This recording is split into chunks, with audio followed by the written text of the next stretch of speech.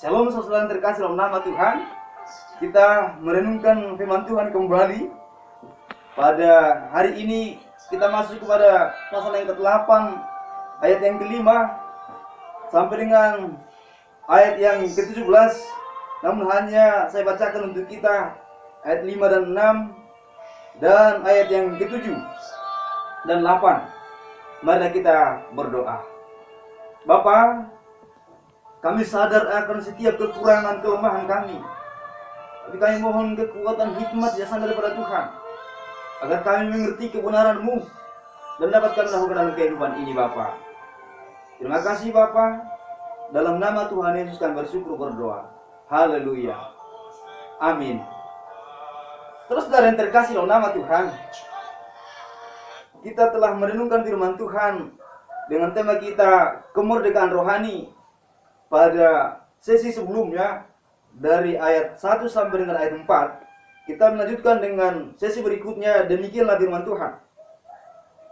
Sebab mereka yang hidup menurut daging memikirkan hal-hal yang dari daging. Mereka yang hidup menurut roh memikirkan hal-hal yang dari roh.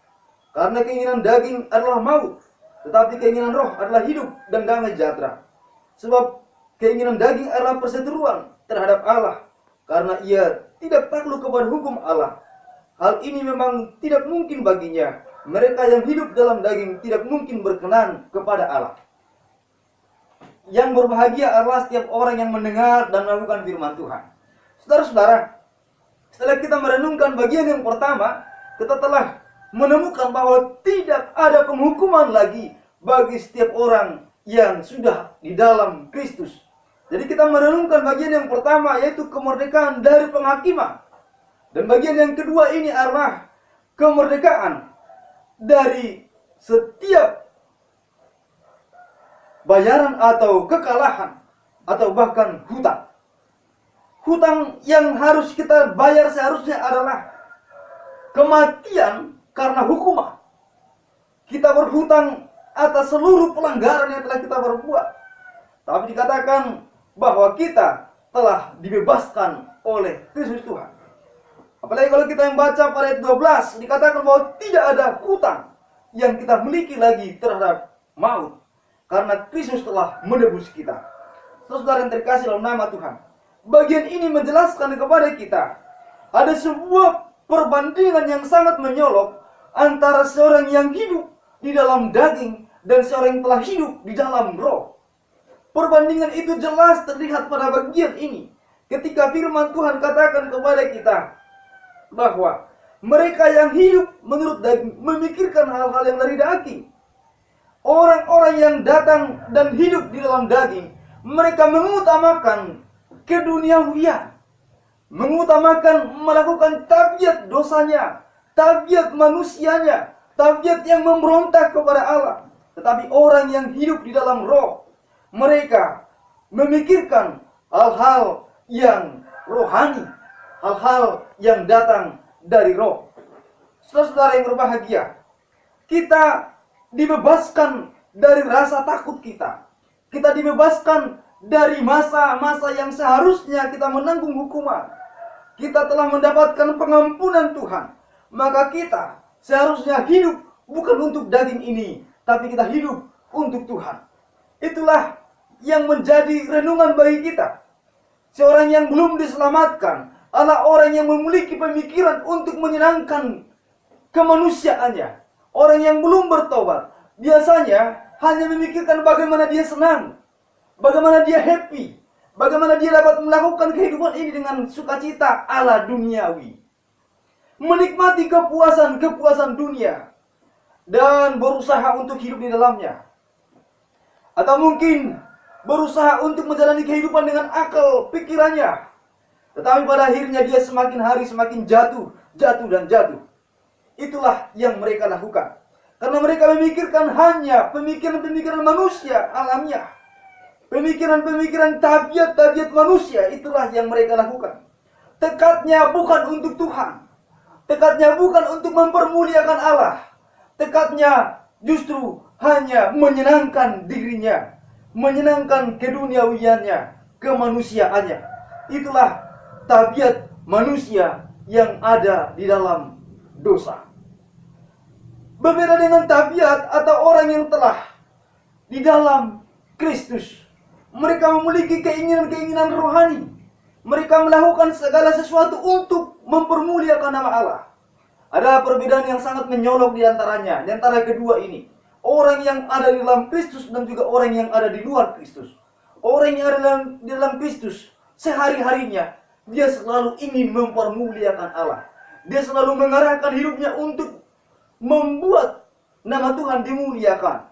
Tapi orang yang ada di luar Kristus selalu membuat hidupnya bukan menyenangkan hati Tuhan, tapi justru melakukan dosa, memberontak, menolak Tuhan. Itulah yang jelas terlihat di antara keduanya. Perbedaan di antara orang yang hidup di dalam Kristus juga di luar Kristus juga terlihat jelas. Bahwa mereka yang ada dalam daging, mereka melihat dan mereka melakukan kehidupan dengan kehidupan jasmania mereka. Dan pada akhirnya tujuan mereka adalah kematian. Baik kematian secara fisik maupun kematian secara rohani.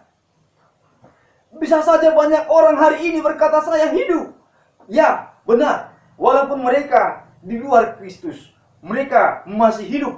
Tapi hidup hanya hidup secara jasmani, tapi secara rohaninya telah mati.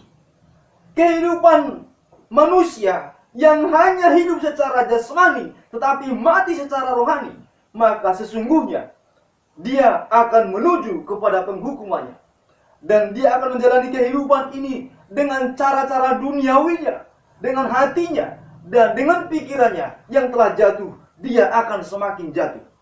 Tapi orang yang telah hidup oleh roh, mereka yang telah beriman sungguh-sungguh kepada Kristus, mereka hidup dan bahkan juga fisiknya masih hidup, rohaninya hidup. Dan ketika fisiknya hidup, rohaninya hidup, dia pun hidup bukan lagi untuk dirinya, tapi untuk Tuhan.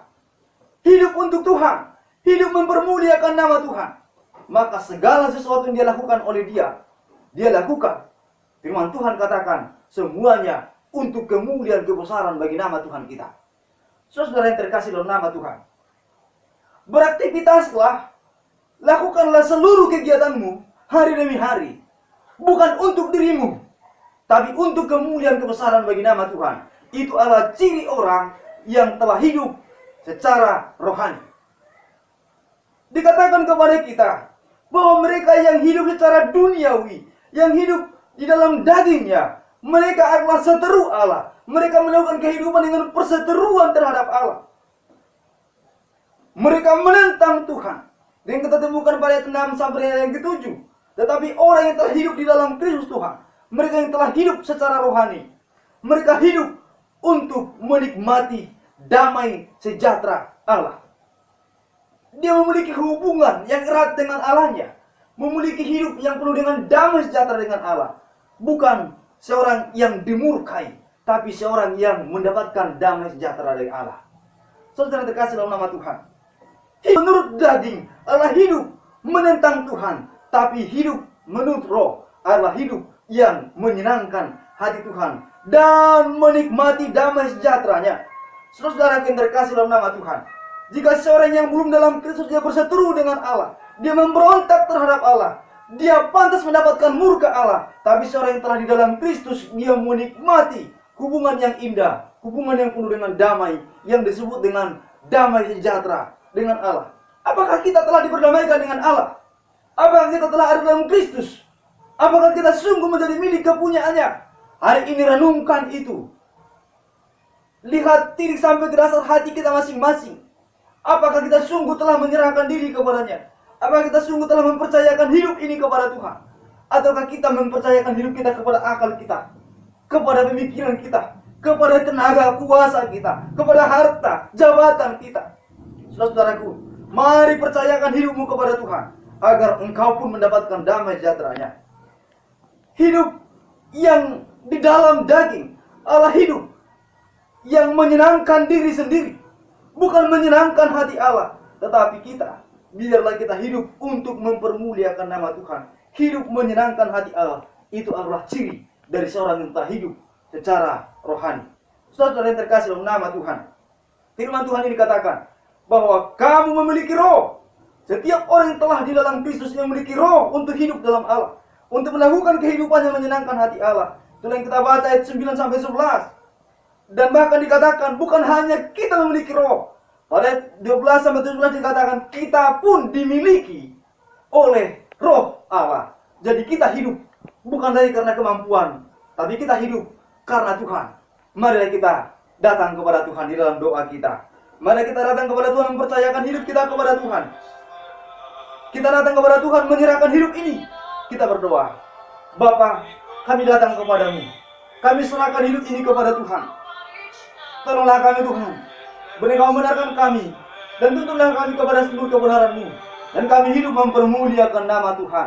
Tuhan berkati seluruh pendengar kami di mana mereka berada. Biarlah mereka menemukan kebenaran, menemukan kebenaran, dan berkatilah seluruh pergumulan hidup mereka. Dalam nama Tuhan Yesus kami berdoa. Haleluya. Amin. Saudaraku, mari kita kembali kepada aktivitas kita, kehidupan kita. Kehidupan untuk memuliakan nama Tuhan, bukan untuk menolak dan menentang Tuhan. Tuhan Yesus memberkati kita sekalian. Haleluya. Amin.